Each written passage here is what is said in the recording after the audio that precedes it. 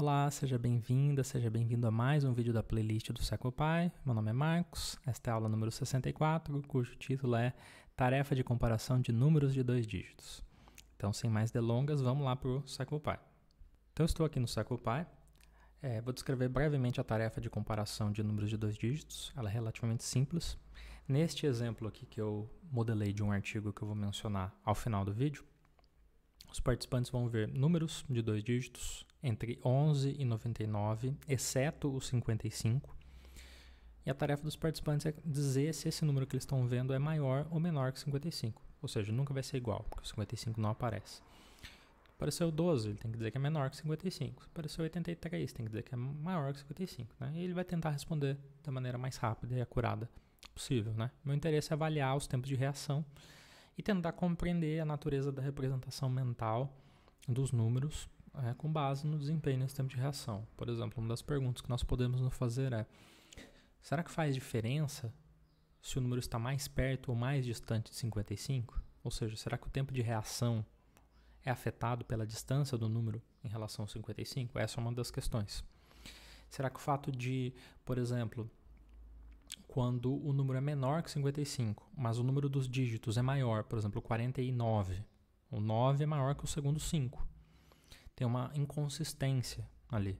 Será que a resposta por 49 é diferente da resposta por 53, por exemplo? São coisas que a gente pode avaliar. Não quero entrar nos detalhes teóricos aqui, até porque eu não sou expert no assunto, mas eu vou falar aqui da tarefa.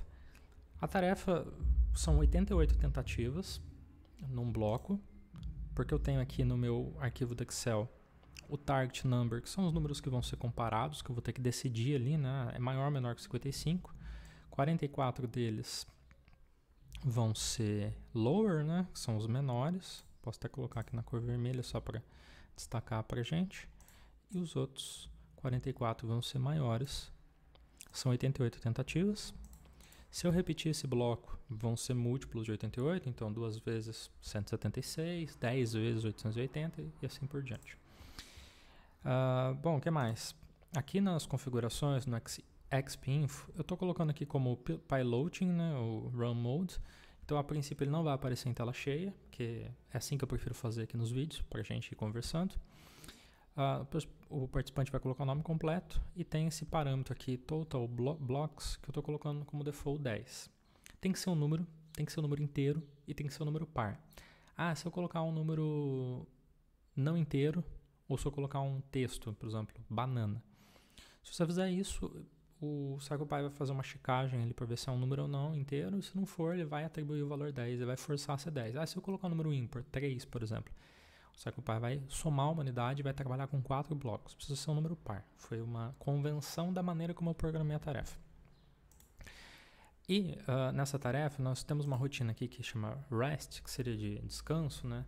Que vai forçar o participante a fazer um descanso, uma pausa obrigatória na metade dos blocos. Então, se forem 10 blocos depois do quinto, se forem 6 blocos depois do terceiro, então foi por isso que eu forcei ser número par, para que seja depois do número da metade de blocos, e a metade tem que ser um número inteiro, nesse caso. Número ímpar não vai ter número inteiro na metade. Então o participante é obrigado a esperar 5 minutos, e depois nos demais blocos ele pode fazer uma pausa opcional de 1 minuto ou pode seguir reto se ele quiser, aí é optativo. No próximo vídeo eu vou utilizar esse programa para falar sobre como eu fiz essa programação das pausas opcionais obrigatórias. Hoje eu não vou falar mais sobre isso, ok? Eu coloquei como default então 10 blocos, né? É assim que eu vou rodar. Vão ser 880 tentativas, portanto, eu não vou mostrar todas. E tem mais um ponto aqui que eu vou explicar brevemente, que aqui é um local em que eu defino se a seta para a esquerda vai ser a resposta menor que 55 e a direita vai ser maior que 55, que seria essa condição aqui. Na verdade, aqui eu tenho um if random. Então ele vai sortear um número aleatório entre 0 e 1. Se esse número aleatório for mais que meio, é tipo um cara ou coroa aqui, basicamente. Se sair cara, defina que a seta esquerda é menor que 55 e a direita é maior que 55. Se sair coroa, defina o contrário. A seta esquerda é maior que 55 e a direita é menor que 55. Ou seja, essa seria uma manipulação entre sujeitos, tá? Que é uma das coisas que a gente pode avaliar também, né? No nosso sistema de escrita, quando nós estamos escrevendo os números, ou mesmo traçando a reta real nos estudos de matemática, números menores vêm à esquerda e números maiores vêm à direita, na reta real, certo? Eu posso avaliar, será que quando eu coloco a seta da esquerda associado à representação do maior e da direita, a representação do menor, que inverte essa lógica, será que isso tem algum efeito sobre interferência sobre a representação mental? É algo que a gente pode avaliar. Aqui, para fins de demonstração, eu vou mudar esse valor aqui para 2, tá? Simplesmente para ele cair nessa condição. Eu quero que nesse meu vídeo ele caia nessa condição de que esquerda é menor que 55 e direita é maior que 55, tá? Mas na prática, depois do vídeo, eu vou voltar aqui para random e aí ele vai transformar isso numa manipulação, numa designação aleatória entre sujeitos, né? O mesmo participante vai fazer a mesma coisa durante toda a sessão, mas um próximo participante pode fazer o oposto. Ok? Então acho que eu falei quase tudo de mais importante. Vou executar aqui para a gente ver como o programa funciona. A ideia é ser mais curtinho mesmo. Vou mostrar apenas algumas das tentativas, porque como eu disse é longo, né? São 880 tentativas. A ideia não é mostrar todas, mas apenas ilustrar, lembrando que o programa vai ficar disponível. Então tem na descrição do vídeo o link para o meu GitHub, onde esse programa vai estar disponível. Vou colocar aqui meu nome, Marcos, deixar os 10 blocos. Estamos lá. Olá, Marcos. Agradecemos sua disponibilidade em colaborar com nossa pesquisa. Pressione barra de espaço para iniciar. E só tem uma tela de instrução, que é essa daqui, nessa tarefa. Você verá números de 2 dígitos. Sua tarefa será responder o mais rápida e acuradamente possível. Se o número na tela é menor ou maior que 55. Se o número na tela for menor que 55, responda certo para a esquerda. Se o número na tela for maior que 55, responda certo para a direita. Lembrando que quando eu estiver utilizando aquele random, isso pode vir invertido, pode aparecer para um outro participante. Se o número na tela for menor que 55, responda à direita. E se o número na tela for maior que 55, responda à esquerda. Então ele pode inverter aqui essas setas, tá? Pressione barra de espaço para iniciar. E aí vamos ter as tentativas aqui, ó. Aqui embaixo vai ficar o lembrete durante toda a tarefa, tá? Eu vou deixar ele passando algumas tentativas aqui. Menor que 55, esquerda, e maior que 55, direita. Então, o lembrete vai estar ali, para que eu não transforme essa tarefa numa tarefa de memória também. Eu não quero que o participante esqueça da instrução. Então, a tarefa está ali rodando, ok? Vão aparecendo os números e o participante tem 2 segundos ali de tela vazia e 2 segundos com o estímulo, né? Ele pode responder, que é menor, maior, deveria responder o mais rapidamente possível, menor, e é só isso a tarefa bem simples mesmo, bem bobinha aparentemente, tá? Então eu não vou me alongar aqui porque não tem mais nada para falar em relação a ela, né? Depois de 88 tentativas vai ter aquela tela de pausa, mas aí eu mostro no próximo vídeo como que essa pausa vai ser implementada. Vou dar um ESC aqui. Bom, para finalizar, quero mostrar brevemente um detalhe da tarefa aqui no PowerPoint, porque eu quero mostrar o resultado, meu desempenho, como que saiu, para você entender também do que se trata a tarefa. Então, em inglês seria Two-Digit Number Comparison Task, do Stanislas Dehaene. Eu vou falar Dehaene, eu sei que não é assim que pronuncia, mas é um pesquisador francês muito importante na área de cognição numérica e eu, francamente, acho difícil de pronunciar o sobrenome dele. Então, neste exemplo, eu coloquei o número padrão como 55, que é o número de referência contra o qual ele deve comparar os outros, e tem os números de comparação ali que vão de 11 a 99, excluindo os 55, então 88 números. Note que eu escolhi uma amplitude simétrica, né? Então tem 44 números abaixo, 44 acima. Eu poderia mudar a posição do padrão, poderia ser 56, 66, o próprio Dehaene faz isso no artigo dele. E poderia também mudar a amplitude, ele colocar muitos mais números de um lado que do outro, que talvez enviesaria a pessoa a responder mais uma tecla, uma opção do que a outra. Enfim, tem várias possibilidades.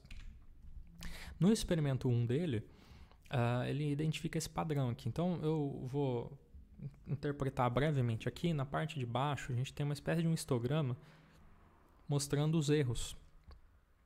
O quanto de erros que os participantes tiveram, sendo que aqui seria 20%. Então está bem pequenininho aqui, mas a ideia básica aqui é que você vê que os erros são maiores, os participantes erram mais próximo a essa linha vertical, que seria a linha dos 55 da comparação, e parece que essa distribuição ela vai decaindo, ou seja, os erros vão diminuindo tanto quando o número está muito longe de 55 para baixo ou muito longe para cima. Isso espelha um pouco o que acontece com os tempos de reação, tá? Esses dados são agregados por um conjunto de participantes, então são vários participantes. O que a gente percebe aqui é que quando o número está muito distante, por exemplo, quando eu estou comparando 11, 12 com 55, os participantes respondem muito rapidamente, tempo de reação ali de aproximadamente 500 milissegundos. A mesma coisa para 97, 98 e 99. No entanto, quando os estímulos de comparação estão próximos de 55, né, 54, 53, 52, 51, 56, 57, 58, 59, o tempo de reação é muito maior, próximo a 750 milissegundos, um pouco menos. Ou seja, os participantes têm um desempenho que é função desse tempo aqui, dessa distância, né? Que é o que o Derraine chama de efeito de distância, né? Na verdade, ele não foi o primeiro a descrever esse efeito, mas o efeito de distância é simplesmente um tempo de reação maior conforme a diferença absoluta entre o número e do número de comparação, o número padrão decresce, ok?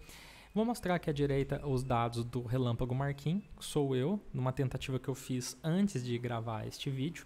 Então, diferente deste gráfico aqui, que é agregado para um conjunto de participantes, este gráfico aqui sou só eu, então não tem outras pessoas com quem eu estou sendo comparado, são as minhas médias. Como eu fiz, por que eu fiz 880 tentativas? São 10 tentativas para cada um dos tempos de reação, e eu tirei a média dessas 10 tentativas. Evidentemente que o meu dado tem muito mais ruído, porque foi feito apenas comigo, e eu não levei muito a sério na hora que eu fiz a tarefa. Mas olha, o padrão emerge também, né? O efeito de distância emerge lindamente. Então, conforme os estímulos de comparação estão mais distantes aqui da linha pontilhada vermelha, aqui vertical, que representa 55, conforme a distância aumenta, a latência diminui, ou seja, eu consigo responder mais rapidamente, parece que tem menos conflito entre as representações mentais. Mas quando vai aproximando, que a diferença absoluta é muito baixa, o tempo de reação aumenta bastante, ok? E tem uma assimetria também, que dá para detectar um pouco aqui, principalmente nessa região aqui, tá? Em que aqui, ó, parece que é mais alto quando os números estão um pouco abaixo dos 55, ou seja, o tempo de reação é mais alto, mesmo quando está um pouco mais abaixo, quando a diferença absoluta aqui é maior do que aqui. E aqui aconteceu comigo também, os tempos de reação foram maiores que para números um pouco menores que 55. Isso o Derraine encontra também, ele chama isso, acho que é um efeito de assimetria, se eu não me engano. E ele encontra outros efeitos também que ele vai descrever lá, eu não vou entrar no mérito disso, mas que é o efeito de unidade, por exemplo, que é, por exemplo, que tem umas quebras de padrão quando vai chegando no 30, no 40, no 50, como estímulo de comparação. Mas aqui o meu dado tem muito ruído, então não dá para detectar isso. Mas é interessante que intra-sujeitos eu consegui encontrar pelo menos aquele efeito principal ali, com o efeito de distância, lindamente no CyclePy, o que mostra a sua utilidade, né, a utilidade do software para estudos de tempo de reação. Ok? Então por hoje era só, gente. Agradeço a atenção de todos e todas e até o próximo vídeo.